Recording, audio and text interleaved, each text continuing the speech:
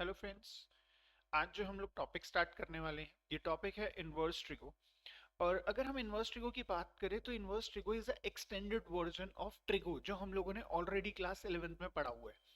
अब ट्रिगो में और इनवर्स ट्रिगो में एग्जैक्ट डिफरेंस क्या है वो समझने के लिए हम लोग यहाँ पे देखते हैं। हमें दिया हुआ है y is equals to sine x. y is equals to sine x is a part of trigo. It's actually a trigo. y यहाँ पे किसको रिप्रेजेंट कर रहा है? रेंज को।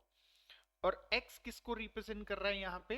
डोमेन को। अब we know that the concept domain वो वैल्यूज होती हैं जो हमें गिवन होती हैं और रेंज वो वैल्यूज होती हैं जो हमें फाइंड आउट करनी होती हैं। अब अगर किसी केस में हमें x की वैल्यू फाइंड आउट करनी हो तो ऑटोमेटिकली हमारी कंडीशन क्या बन जाती है? x is equals to sine inverse of y।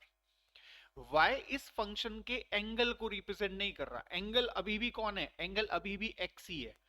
अगर हम लोग यहाँ पे इस फॉर्म को रिप्रेजेंट जो ये हमने क्रिएट किया है इस फॉर्म में, अब y वो वैल्यू है जो हमें गिवन थी, x वो वैल्यू है जो हमें फाइंड आउट करनी है। This is actually inverse trigo. अगर हम इनवर्स ट्रिगो की बात कर रहे हैं तो इनवर्स ट्रिगो में हमारे पास अगर हम लोग और कंडीशंस की बात करें तो जो हम लोग वहां पे डोमेन रेंज और वैल्यूज की बात कर रहे थे, वैल्यूज यहाँ पे उनको सेपरेट करने के लिए मैं पर्टिकुलरली दो ग्रुप क्रिएट करता हूँ। ग्रुप ए की अगर हम बात करें तो इसमें तीन members sine inverse x, cosec inverse x and tan inverse x को हम लोग इसमें इन्वॉल्व करते हैं। ये जो टर्म्स है इनकी जो रेंज होती है वो होती है -π/2 से लेके π/2 तक, जिसे हम दो पार्ट में ब्रेक करते हैं। -π/2 से लेके 0 एंड 0 से लेके π/2 तक। -π/2 से 0 कौन सा क्वाड्रेंट हो गया? Fourth quadrant. फोर्थ क्वाड्रेंट में ये चारों वैल्यूज किस में रिप्रेजेंट करती है? ये चारों होती है नेगेटिव। और 0 टू π/2 कौन सा ग्रुप हो गया? That is the group one. Group one में सारी वैल्यूज क्या है? पॉजिटिव। एंड बिकॉज ये नेगेटिव है इसलिए हम इसे यहाँ पे रिप्रेजेंट करते हैं माइनस थीटा से, because it's belongs to fourth quadrant. और नॉर्मली हम इसे किससे रिप्रेजेंट करेंगे? थीटा से। और ये जो हम लोग वैल्यूज यहाँ पे कंसीडर कर रहे हैं, ये जो वैल्यूज हैं ये वैल्यूज हमारी बाय देयर डोमेन्स रिप्रेजेंट करती हैं। बाय देयर डोमेन्स मतलब जैसे कि अगर मैं बात करूं tan inverse x, tan theta infinity जिस भी पॉइंट पे होगा वो वाला पॉइंट इसमें इंक्लूड नहीं होगा। कॉसेक इनवर्स यानी कॉसेक थीटा जिस भी जगह पे इन्फिनिटी होगा वो उसमें इंक्लूड नहीं होगा। And because we know that sine inverse is always exist करता है, दैट्स वाई वो यहाँ पे हर पॉइंट को कैलकुलेट करता है -π/2 से लेके π/2 तक।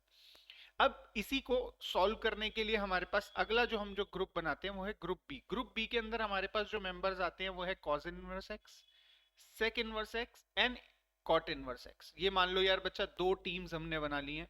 एक है साइन इनवर्स की टीम, एक है कॉस इनवर्स की टीम। साइन इनवर्स ने अपने रिवर्स एलिमेंट 1/साइन मतलब कॉसेक को अपनी टीम में रख लिया।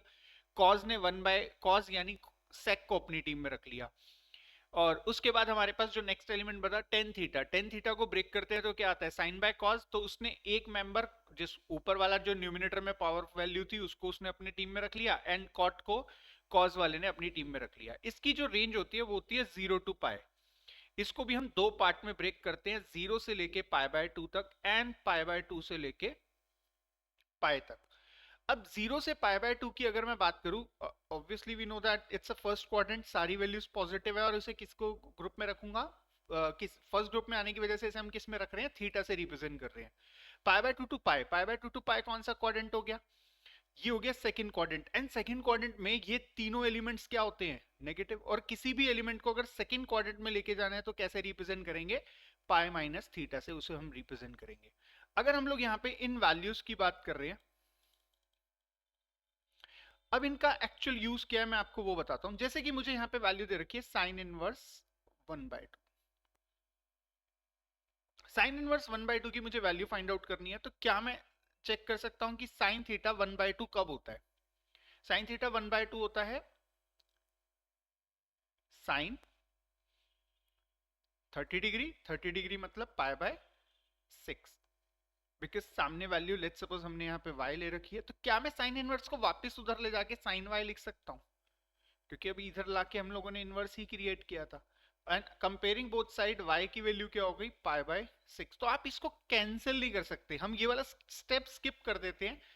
तो हम कहते हैं साइन इनवर्स से साइन कैंसिल हो गया, बट वो कैंसिल नहीं होता, वो कंपेयर होता है। तो हमारी जो वैल्यू होगी वो हमारी क्या आ रही है? Pi by 6। इसी तरीके से अगर मेरे को वैल्यू दे रखी है टेन इनवर्स -1, देखो अगर वैल्यू पॉजिटिव है, लेट्स सपोज मुझे यहाँ पे वैल्यू दे रखी है कॉज इनवर्स 1/√2।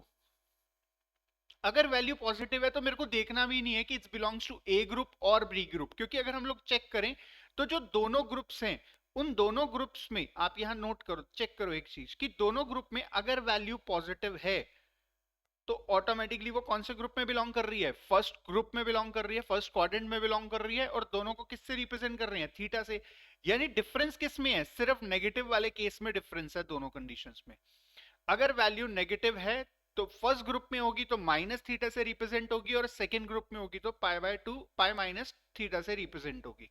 यानी अगर वैल्यू पॉजिटिव आ रही है तो मुझे चेक भी नहीं करना कि it's belongs to first group और सेकंड ग्रुप, तो हम लोग उस डायरेक्टली इसमें, क्योंकि पॉजिटिव वैल्यू है and we know that 1/√2 pi पे होता है, तो answer will be pi directly. But अगर वैल्यू नेगेटिव आ रही है तब हमारा काम स्टार्ट होता है कि ये कौन से ग्रुप में बिलोंग कर रहा है। टेन इनवर्स ये फर्स्ट ग्रुप साइन वाले ग्रुप के मेंबर है 10 वाला। अब अगर फर्स्ट ग्रुप का मेंबर नेगेटिव होता है तो हम उसको रिप्रेजेंट कैसे करते हैं, हम उसको रिप्रेजेंट करते हैं माइनस थीटा से, and minus theta is because 1 है, 1 की वैल्यू क्या होगी, इट्स पाई/4, सो हमारा आंसर क्या रहेगा, माइनस पाई/4। सो ये कंडीशंस हम लोग यहाँ पे फर्स्ट एक्सरसाइज में यूज करने वाले हैं। इसी तरीके से अगर मान लो हमें यहाँ पे वैल्यू दे रखी है cos इनवर्स माइनस कोई भी वैल्यू ले सकते हैं हम √3/2, एंड बिकॉज अगर वैल्यू नेगेटिव आ रही है तो हमें क्वाड्रेंट चेक करना है। क्वाड्रेंट कौन सा होगा इसमें ये क्वाड्रेंट होगा हमारा अब सेकंड, क्योंकि ये सेकंड ग्रुप के मेंबर को रिप्रेजेंट कर रहा है, तो हमारी वैल्यू हो गई cos inverse cos pi minus theta. अब cos थीटा √3/2 कब होता है, 30 डिग्री पे, 30 डिग्री मतलब पाई/6, सो आंसर विल बी 5 पाई/6। तो ये हमारी फर्स्ट एक्सरसाइज है, एंड फर्स्ट एक्सरसाइज को कंप्लीट करते हैं, और उसके बाद नेक्स्ट एक्सरसाइज के लिए दो वीडियोस हम लोगों की हैं। इसकी नेक्स्ट वीडियो आप लोगों को सेकेंड एक्सरसाइज एंड फॉर्मूलाज के लिए है। पहले ये आप फर्स्ट एक्सरसाइज कंप्लीट करो and then move to the second one. Thank you.